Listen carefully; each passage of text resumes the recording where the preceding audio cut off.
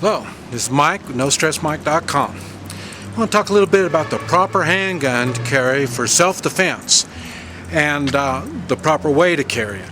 Okay, the military and the police, they've got a different attitude. For one thing, they're putting themselves in a bad situation. You and I, we're just trying to live our lives. And the threat is coming to us. So when this threat comes to us, we need to take the proper steps to defend ourselves. So you need a gun that fits your hand, a gun that you don't have to aim, something you just whip out and do what you have to do.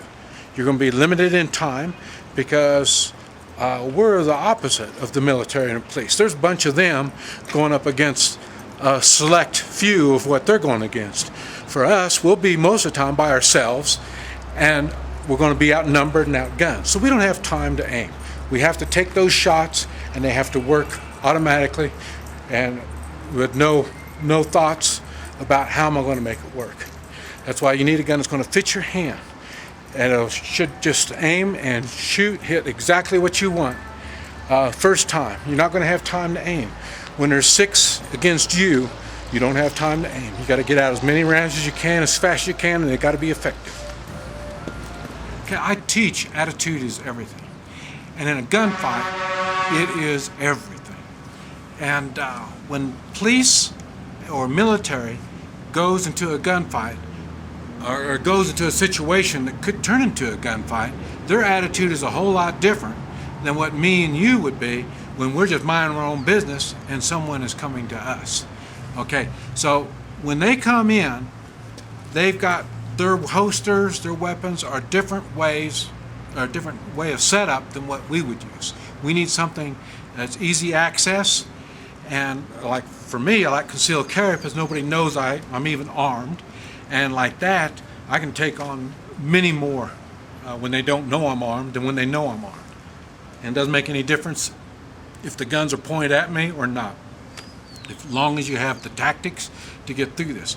But remember, police and military are going into a situation. You and I, we are trying to avoid these situations. So these situations are coming to us. So our attitude has got to be different than the police and military. And with that attitude, our holsters and our body language and our weapons aren't always the same as what they use. I like the Glocks myself. I think that's a pretty poor weapon for the police to use, even though that's one of the number one firearms that police departments use. The Glock, the safety is on the trigger. So you see, there's the safety.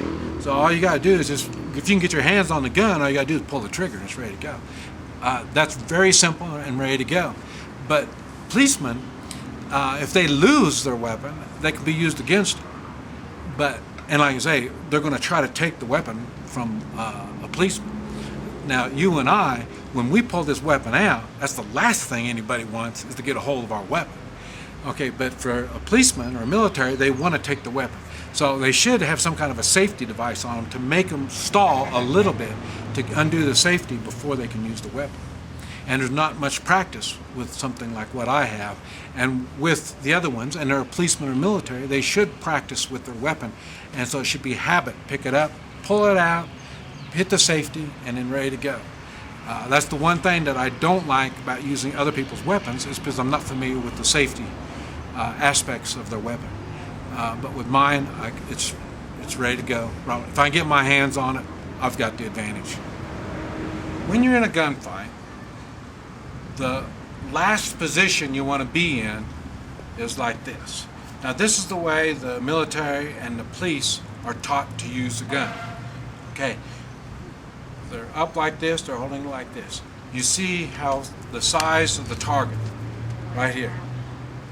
Now, when you aim right here, by the time you pull the trigger, I can go like that, and I've already shot you, and you missed me. When you aim here, when I come, see I turn my body, you see how the target's got from this big down to this big and to the side. That's the way I shot the guy in the convenience store. and he was like this, and I'm going like that, and even if he did get a shot out, he would have missed me, but it took him too long to move from here to there. A lot longer than from me to here to there. My gun fit my hand. He had a big gun. Looked real scary, but to me, it looked real slow. I knew I had the advantage right when I saw it. I saw the big gun, and it was pointed in the wrong direction, and I was like this, and I had my coat, and all I did is I drew the gun with my left hand, and I put it in my right, and then bam, I got it. Okay, like I say, 6 foot away, your gun, if it fits your hand properly, you should be able to draw your weapon, or however it is you're going to carry it, pull it out of the holster. Now you've got it ready, and you should go like that and take your shot. I suggest that you get like a pop can and set it about 6 foot away. The best is, like say, something dirt or something behind it where you can see what's going on. And then when you sit back like this, and however, if you're going to draw here, you draw your weapon and you hold it right there, and then take your shot. Okay, like see, I'm holding it right there, my weapon's drawn, and then I say I can go bam like that, and then you'll see where the bullet hits is if the gun's going to fit you or not. Okay, now when you're at the store and you're checking this stuff out, okay, you can just pick up the gun, just lay it on the counter, you just pick it up, and then after you pick it up, you focus on what it is, 6 foot away, like say, size of a pop can, close your eyes, and then it should be right there. Okay, if it is, good. Okay, now you do the same thing with your left hand, and it should work with your left hand and your right hand. And if you really want to get after it and do the right thing, you put on a pair of gloves and do the same thing with a pair of gloves. It should be right on, left hand, right-handed, with gloves or without. Okay, the proper firearm for concealed carry and self-defense. It has to be something that's going to fit in your hand properly. You shouldn't have to aim. You know, this kind of stuff you see on TV, that's TV stuff. Military uses the same technique. Police do too. That's okay for them. But for us as individuals, and we have anywhere from 2 to 6 people that are coming to us, you're not going to do like this. That's not going to work. So you need to have a gun that's going to fit you, and you need to have access to it.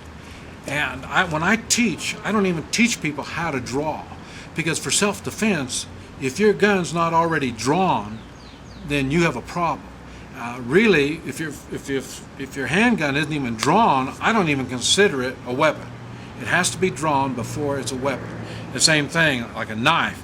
What good is it if it's not already drawn and ready to go?